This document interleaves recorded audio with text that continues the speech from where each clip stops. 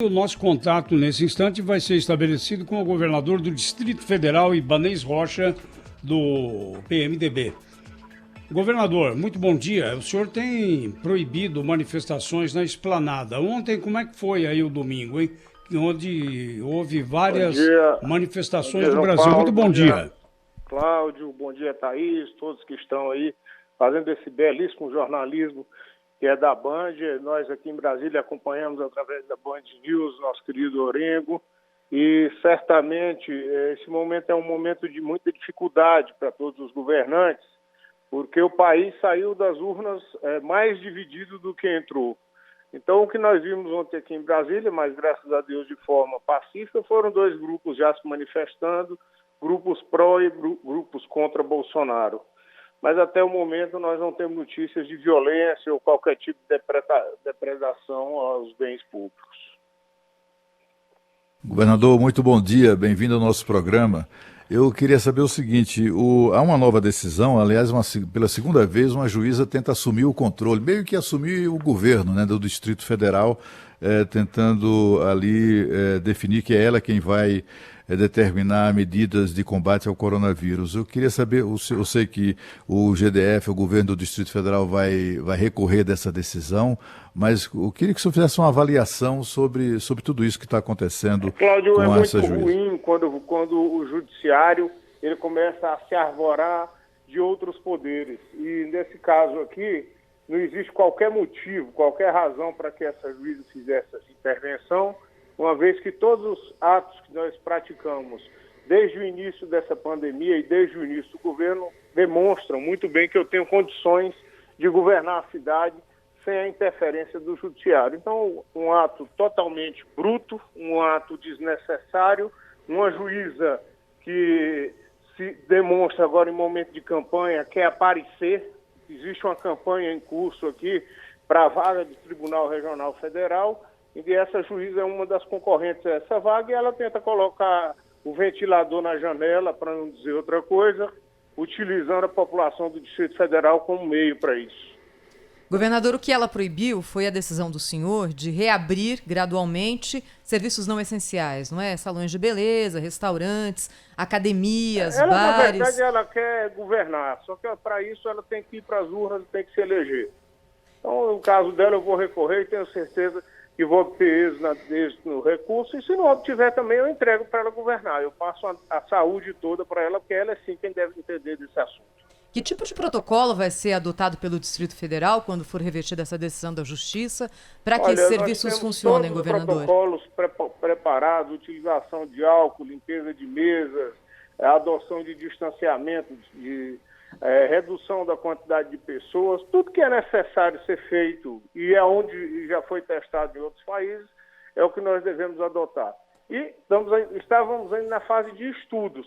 Agora, infelizmente, com essa decisão dessa magistrada que resolveu dar uma de pavão aparecendo, nós temos certeza que vamos ter mais tempo aí também para tratar esses estudos. Governador, o que pode funcionar no Distrito Federal, na opinião aí do governo?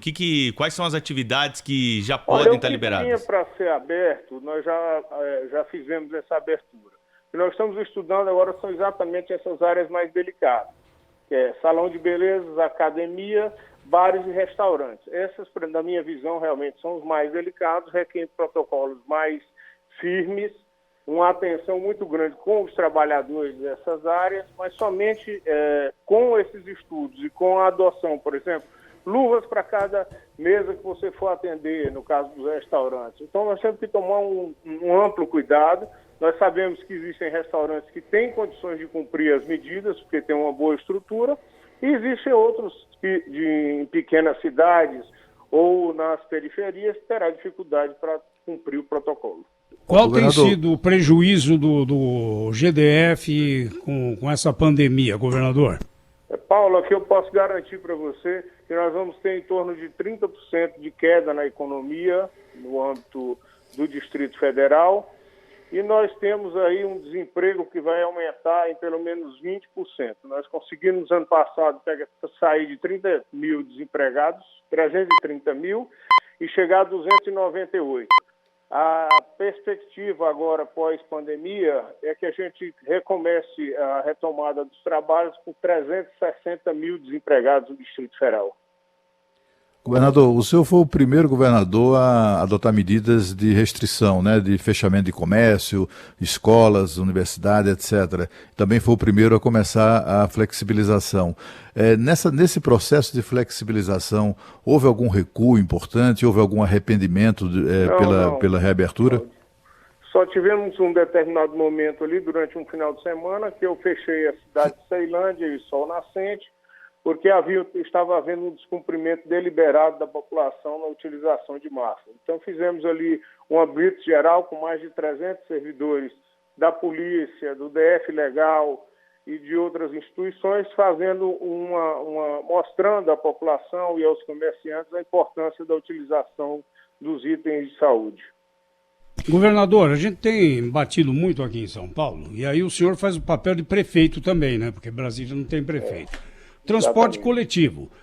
Há muitas restrições para a reabertura de comércios, né? Higiene nas mãos, aferição de temperatura, tapetes sanitários e tudo mais. E para os usuários do transporte coletivo, aí em Brasília, ônibus e o metrô. Alguma providência foi tomada? Aí tem essa limitação de capacidade dos ônibus, que aqui em São Paulo se mostrou inviável. Como é que o senhor tem lidado com isso aí, principalmente nas cidades satélites? Zé Paulo. E o que nós estamos fazendo aqui é distribuindo máscaras em todos os ambientes, em todas as estações. Tem uma equipe nossa fazendo a distribuição de máscaras e verificando também, fazendo a fiscalização. E no ambiente do ônibus e do metrô, nós estamos fazendo uma rigorosa desinfecção a cada viagem para que a gente não tenha o transporte do vírus nesses ambientes. E hoje, ainda há pouco, eu acabei de determinar que fosse feito também testes em massa em todos os rodoviários do Distrito Federal. Governador Ibanez Rocha, deixa eu perguntar uma coisa para o senhor sobre policiais, né? A gente tem acompanhado, apesar da legislação, principalmente em relação aos militares, proibir manifestações políticas, algumas manifestações em redes sociais de policiais de todo o Brasil. O senhor sente aí no Distrito Federal um movimento dentro da polícia de penetração das ideias, da convicção, de apoio ao presidente Jair Bolsonaro, dentre as tropas, principalmente em relação aos policiais militares aí do Distrito Federal? Não, aqui existe uma simpatia, tanto pela minha pessoa quanto pelo presidente, porque ele atendeu a uma reivindicação bastante antiga, que era a concessão de um reajuste que eles estavam pleiteando há 14 anos. Então, aqui, tanto o presidente Bolsonaro quanto eu temos o apoio das forças policiais, seja ela da Polícia Civil, como da Polícia Militar e do Corpo de Bombeiro. Então, eu não tenho notado nenhum trabalho aqui organizado deles, desse apoio expresso, desse apoio intensivo ao presidente da República. Eles têm uma tranquilidade muito grande, sabem que foram beneficiados e tratam bem tanto a mim quanto ao presidente. O senhor teme um golpe, governador? Não, nós não temos ambiente.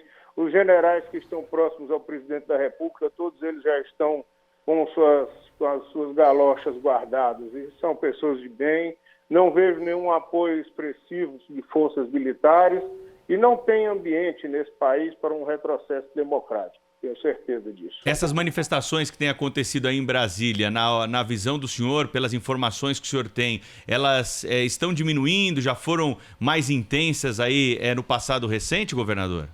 Olha, quem conversa aí com as pessoas entende que existe um apoio maciço ao presidente, principalmente nas camadas mais altas e também naquelas mais baixas que ele conseguiu agora conquistar ainda mais com esse auxílio financeiro que foi passado. Então, existe um grupo ali na classe média, isso é uma avaliação que eu faço, que tem essa preocupação dessa questão democrática, de para onde isso vai, mas eu tenho conversado com esses grupos e tenho visto que não existe nenhum movimento para golpe, seja ele do Congresso Nacional, seja por parte do presidente da República.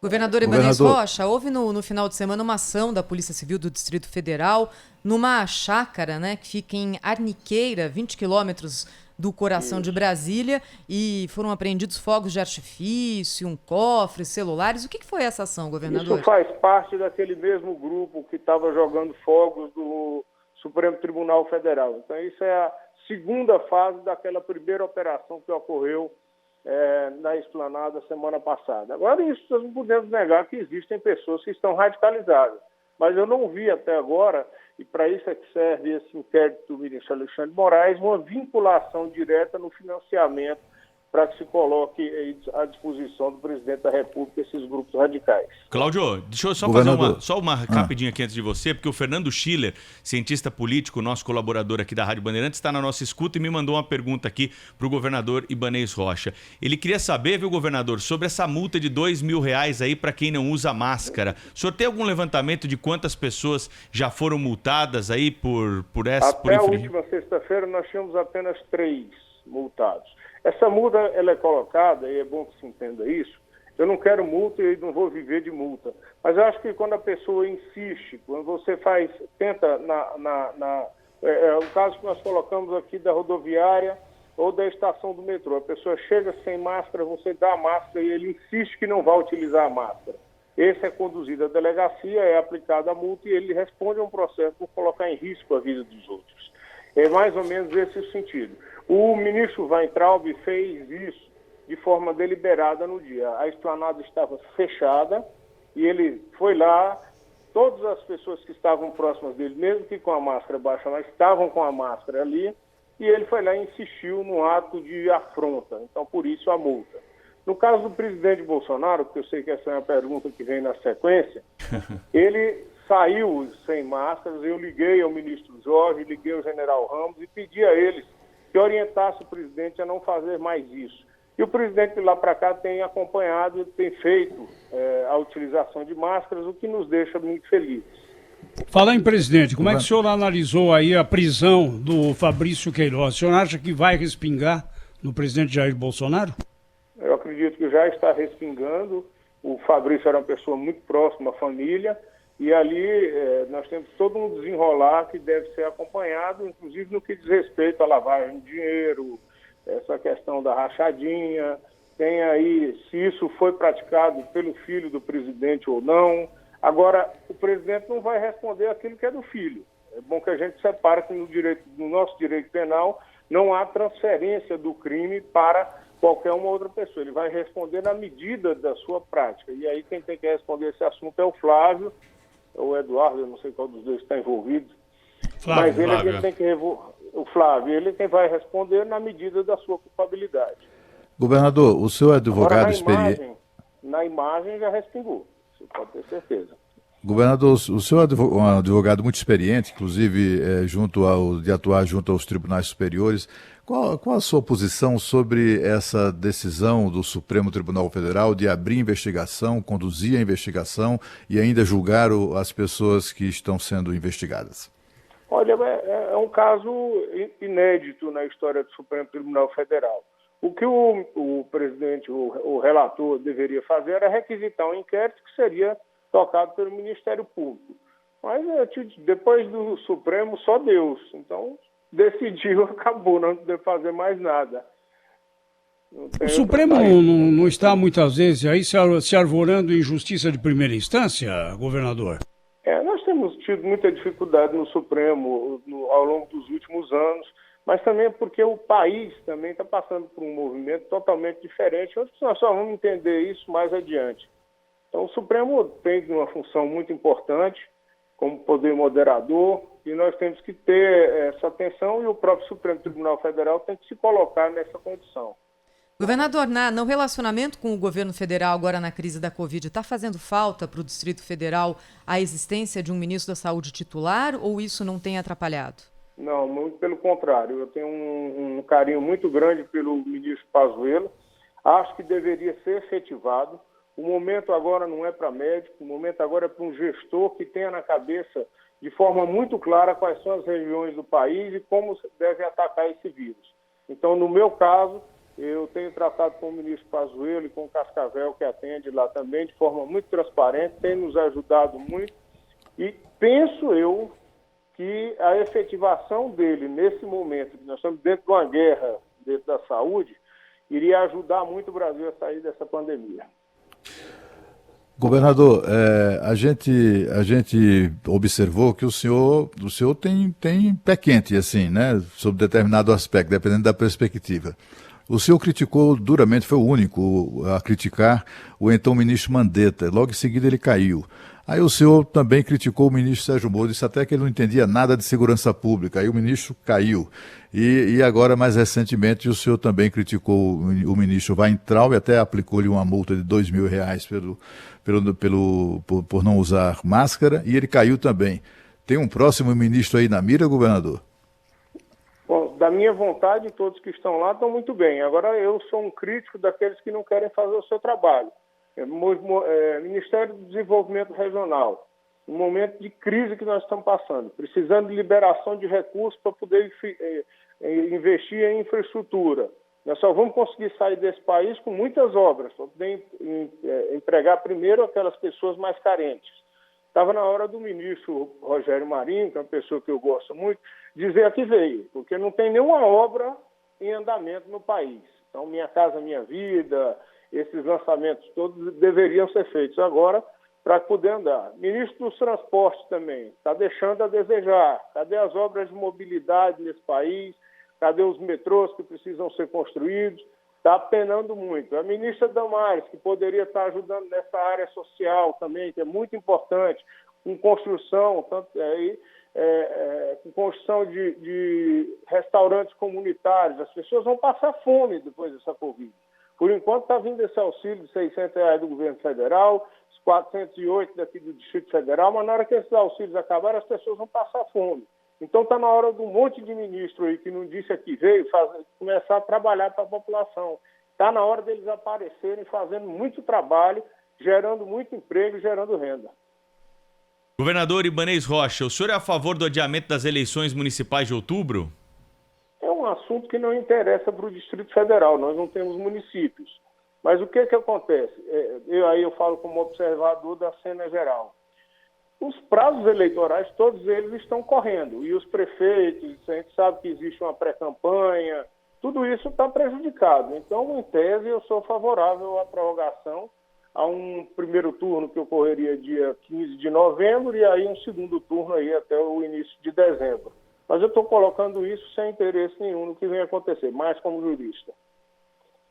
Minha última pergunta, governador, é sobre como estão se relacionando as secretarias estaduais e a do Distrito Federal também de saúde no fornecimento dos dados sobre números do coronavírus. Nós tivemos nesse fim de semana a divulgação pela Organização Mundial de Saúde de um número que é um novo recorde mundial, 54.700 infectados no Brasil, mas que é explicado por causa do represamento de resultados ou de contabilização. Como é que está funcionando isso, hein?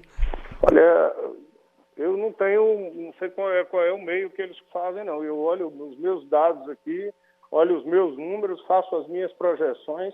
Agora, em relação às outras secretarias de Estado, eu não tenho o menor conhecimento de como é que acontece. Os daqui, quer dizer que não tem havido entendimento do secretário de Saúde? Não estou dizendo que não tenha havido, estou dizendo que eu cuido da minha vida, da dos outros cuidam eles. E aí, como é que estão as coisas, governador? Aqui, elas, graças a Deus, estão muito bem. Mesmo com a reabertura que fizemos do comércio, nós estamos conseguindo manter leitos de UTI, atendimento médico, distribuição de testes em massa. O Distrito Federal só testou menos do que Nova York. Muito obrigado ao governador Ibanez Rocha, do Distrito Federal, por sua entrevista ao Jornal da Bandeirantes. Gente, até uma próxima, hein, governador? Até mais, um abraço aí a todos.